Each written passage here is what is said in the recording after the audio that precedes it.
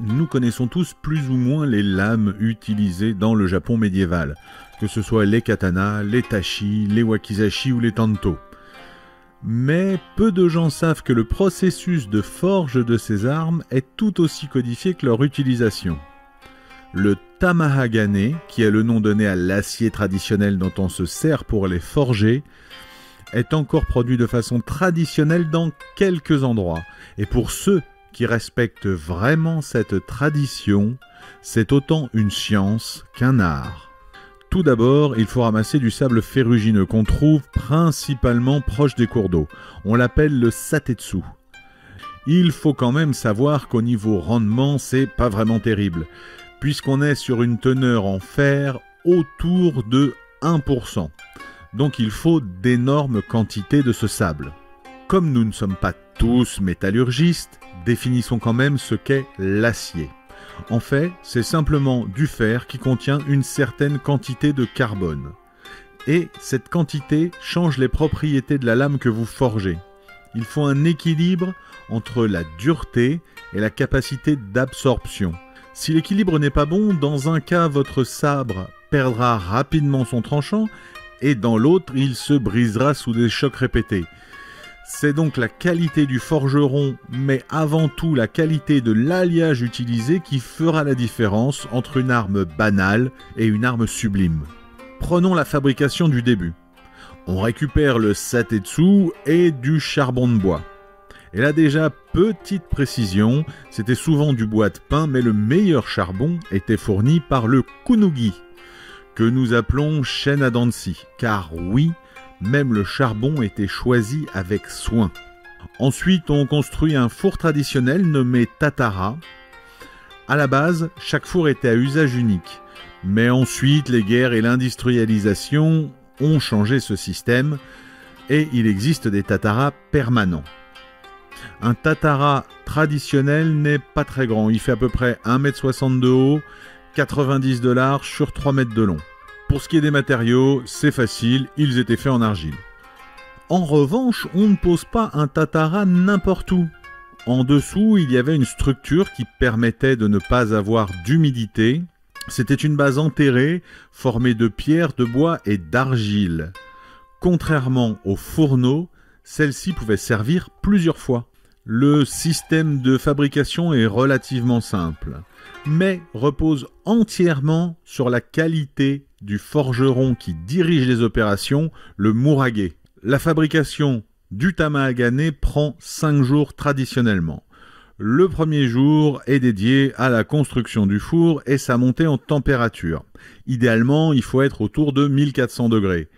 Et là, pas besoin de vous dire qu'à l'époque, on n'avait pas de thermomètre et aller juger à l'œil 1400 degrés. Les meilleurs murage disent qu'ils connaissent la température en écoutant la chanson des flammes. Une fois cette température atteinte, on commence un balai de 3 jours, pendant lequel le murage ne dormait quasiment pas pour surveiller le four en permanence. On commence par mettre une couche de sable. Quand il est à bonne température, on met une couche de charbon. Ensuite, on laisse cuire un certain temps et on recommence. De nos jours, on a un timing à peu près calé. C'est 30 minutes entre le sable et le charbon et 3 heures de cuisson de chaque double couche. Et cela, ça se fait pendant 3 jours, nuit et jour, sans aucune pause. Aujourd'hui, c'est déjà hyper contraignant, mais pensez qu'à l'époque, les murage faisaient ça au jugé. C'était vraiment un art et la qualité de l'acier dépendait uniquement du talent et de la résistance du forgeron. Parce que 3 jours dans cette fournaise, quasiment sans dormir, on doit quand même être nettement moins lucide. Donc comme vous l'avez compris, le fer qu'on met à l'intérieur, enfin le sable ferrugineux qu'on met à l'intérieur, voit son fer fondre. En fondant, il passe à travers les successives couches de charbon, se charge en carbone, et du coup, une partie de ce fer aura pile la bonne teneur en carbone pour être un acier parfait. Et bien sûr, le 5e jour, quand même, on détruit les parois du tatara et on récupère la kera, qui est un bloc de métal complet dont on tire notre tamahagane. Une grosse partie de ce bloc finira en acier banal pour faire des couteaux et des fourchettes. Et le cœur de ce bloc, la meilleure partie de ce bloc, j'ai envie de dire l'essence même de ce bloc, servira à faire des armes.